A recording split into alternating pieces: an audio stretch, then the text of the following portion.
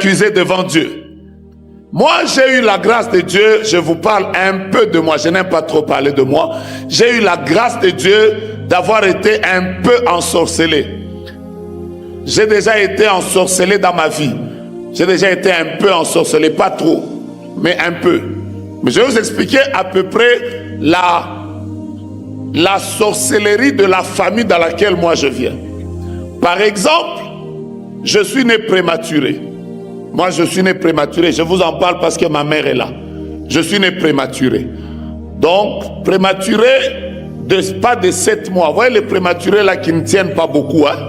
Les prématurés de 8 mois. Donc moi, je suis né prématuré de 8 mois.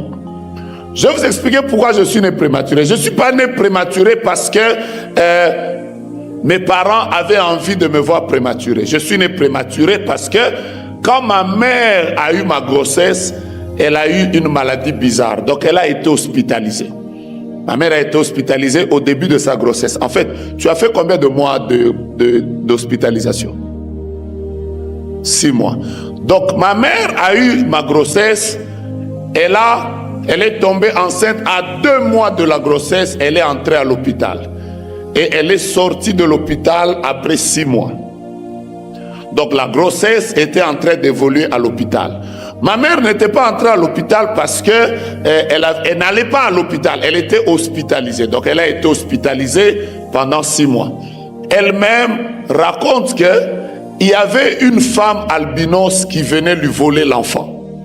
Donc cette femme albinos, elle était tellement ponctuelle qu'elle venait à 6 heures du matin. Dès qu'il est 6 heures juste, elle arrive. Dès qu'il est 12 heures juste, elle arrive. Dès qu'il est 18 heures juste, elle arrive. Donc ma mère, on l'étranglait 3 fois par jour la journée. Je vous en parle parce qu'elle-même est là. Donc les infirmières qui l'ont aidé m'ont dit que ta maman criait, elle était comme une folle. Donc quand il est 6 heures, elle commençait les cris. Elle voyait des choses compliquées. Il fallait qu'on la pique pour qu'elle dorme. À 12 heures, quand la sorcière là vient, on la pique encore. Je vous explique ma vie. Ça, je n'ai jamais parlé de ça. Mais je vous en parle aujourd'hui. Donc, à un certain moment, c'était devenu tellement compliqué que tous les médecins ont fait la réunion. Ils ont dit à mon père, tel que tu es là, ta femme va mourir. Mais elle va mourir avec l'enfant. Alors tu dois choisir entre nous. Nous évacuons seulement l'enfant. Comme ça, l'enfant meurt. On récupère même la femme.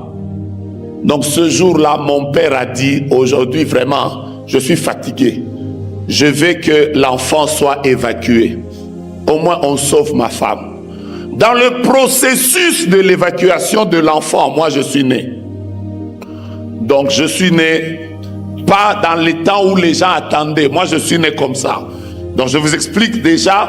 Moi, je n'ai pas eu affaire à la sorcellerie maintenant. J'ai eu affaire aux sorciers dans le ventre de ma mère. Quand j'ai eu mes 5 ans, j'ai eu un haricot qui a poussé dans mon oreille ici.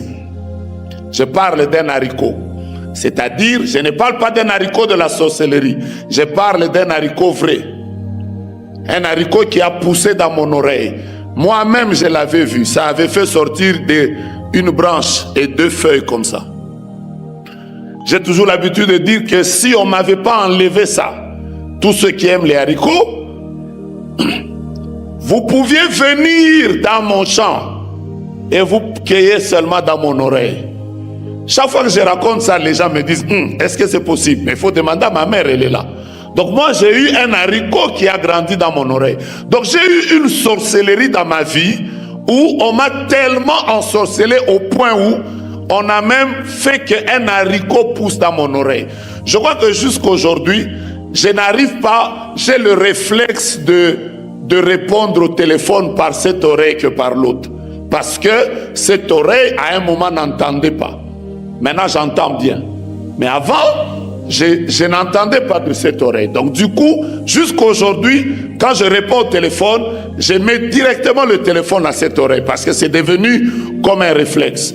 Après, le jour où cet haricot est sorti, j'avais des pus qui me sortaient à l'oreille. Donc les pus me sont sortis à l'oreille, j'avais des pus qui me sortaient tellement à l'oreille qu'il m'est arrivé d'aller à l'hôpital.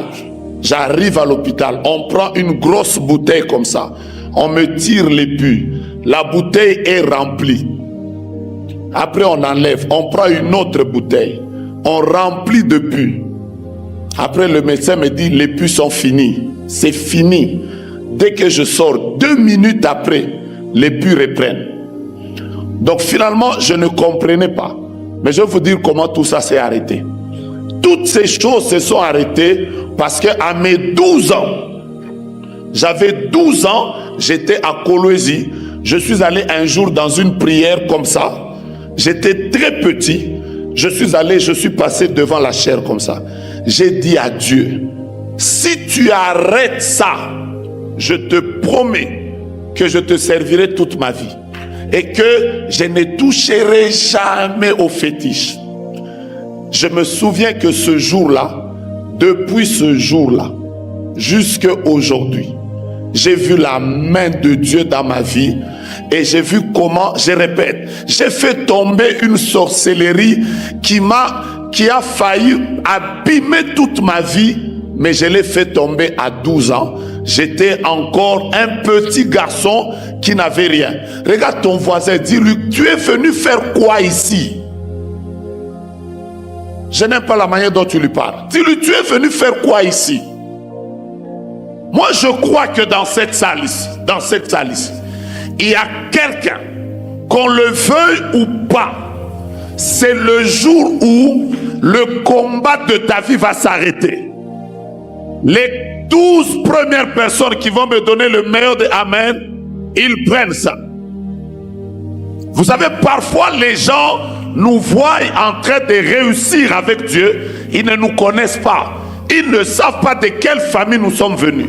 Ils ne savent pas tout ce que nous avons vécu. Le diable est un menteur. Je me tiens déjà ici. J'ai une colère telle que aujourd'hui et maintenant, il y a quelque chose de ta vie qui doit commencer. Et si c'est toi, salue cette personne, dis-leur le Dieu qui a agi dans la vie des autres, il agira dans ma vie. Je suis en train de croire qu'en sortant de cette salle, quelqu'un vient de sortir avec son mariage, quelqu'un va sortir avec son travail, quelqu'un va sortir avec la bénédiction de Dieu. Ton amen ne me permet pas de prophétiser. Tu n'as pas un amen qui m'encourage à monter. Aide-moi à taper tes voisins et à leur dire, voisins et voisines, le ciel va s'ouvrir aujourd'hui et ma vie va passer à une nouvelle vitesse. Je crois et je déclare en ma qualité de prophète de Dieu qu'une nouvelle gloire de Dieu va apparaître dans ton ministère. Si tu m'avais donné le meilleur des amens, j'allais accélérer. Mon Dieu, mon roi, salue tes voisins. Dis-leur, ici, il y a ma visitation. Ici, il y a mon onction. Ici, il y a ma gloire. Rakelosa.